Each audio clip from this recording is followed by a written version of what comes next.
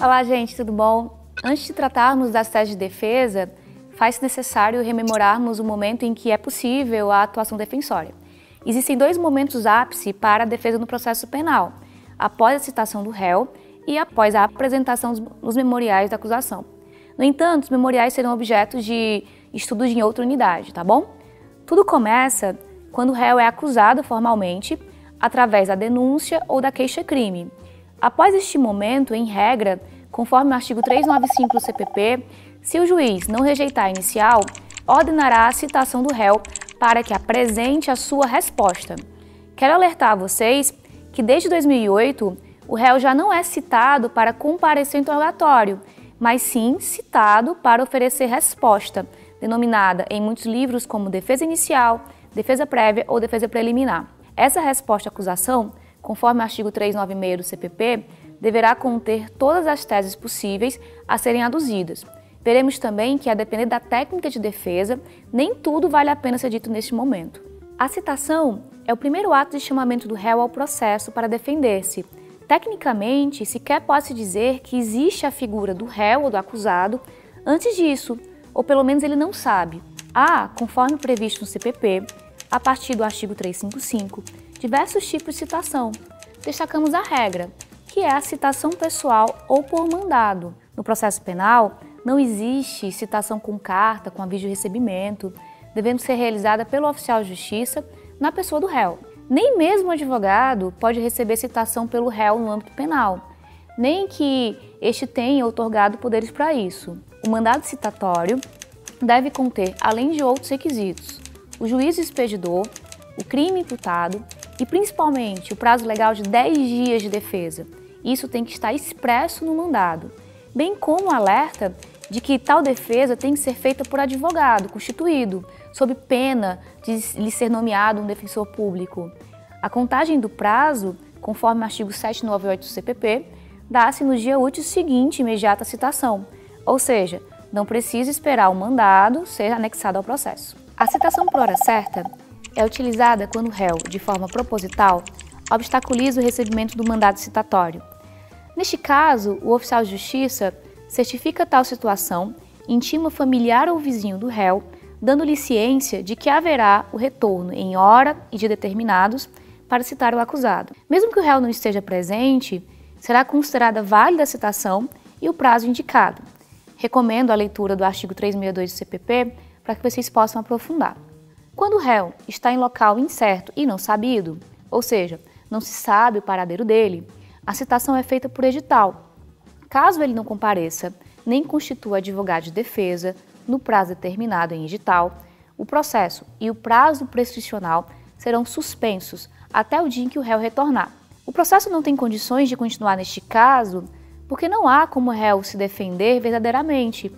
Provavelmente ele sequer saberá que existe uma acusação formal contra ele, porque, convenhamos, quase ninguém lê diário de justiça. Recomendo que aprofundem seus conhecimentos sobre a citação por edital com a leitura do artigo 366 do CPP. Atenção! Embora a lei trate no artigo 366 não só da suspensão do processo, mas também do prazo prescricional, conforme a jurisprudência dos tribunais superiores, essa suspensão do prazo prescricional do crime não pode ser ad eterno. Não poderia o legislador infraconstitucional criar hipóteses de imprescritibilidade se nem mesmo a Constituição criou. As exceções são o racismo e a ação de grupos armados civis ou militares contra o Estado e a ordem democrática. Quer dizer então que o réu que fugir terá o benefício de, no final de tudo, ter o seu crime prescrito? Não. Consolidou-se o entendimento e a interpretação do artigo 366 no sentido de que o prazo prescricional fica suspenso pelo tempo máximo permitido por crime e, posteriormente, volta a correr pelo mesmo prazo. E aí vocês devem visualizar o artigo 109 do Código Penal. Fica mais fácil com um exemplo. O cicrano matou uma pessoa. Após isso fugiu e nunca mais ninguém teve notícias dele. O Ministério Público ofereceu denúncia e o réu, como estava em local incerto e não sabido, foi citado por edital. Passados os prazos legais, o juiz suspendeu o processo e, consequentemente, o prazo prescricional do crime. O crime de homicídio prescreve em 20 anos vide o artigo 109, inciso 1º do Código Penal. Passados 20 anos do crime, embora o réu não tenha sido localizado, o prazo anterior começa, ou seja, começa a contagem do prazo de 20 anos para o crime prescrever. Se passarem mais esses 20 anos, sem que o réu tenha sido localizado, o crime estará prescrito. Gente, aqui vai uma dica. Na suspensão prevista no artigo 366 do CPP, o prazo prescricional dobra. Uma pergunta que é muito comum neste momento é a seguinte: professora, se o réu for citado regularmente, pessoal ou com hora certa, e mesmo assim não der as caras, nem constituir advogado, o que acontece? Ele será rével? Não. Em que pese haver divergências, o entendimento é de que o réu será considerado ausente, nomeando-se o defensor público para ele. O réu assumirá o ônus de não se defender, deixando a cargo de um desconhecido a sua defesa técnica. Nem por isso podem ser considerados verdadeiros os fatos imputados, como acontece no processo civil, porque no processo penal a presunção é sempre de inocência do réu. Além da citação, é bom lembrar a vocês os nomes das peças de defesa que existem. A primeira é a resposta à acusação, prevista no artigo 396 e 406 do CPP. A segunda é a defesa prévia, prevista no artigo 55 da Lei 11.343 de 2006. Este é o nome que a Lei de Drogas dá à primeira petição de defesa neste procedimento especial. Se observarem bem, tem a mesma estrutura e o prazo da resposta à acusação prevista no CPP. A terceira é a defesa preliminar. Aqui, eu peço um pouquinho mais de atenção de vocês. No CPP, artigo 514 e seguintes, prevê-se o rito especial de apuração de crimes de responsabilidade dos funcionários públicos.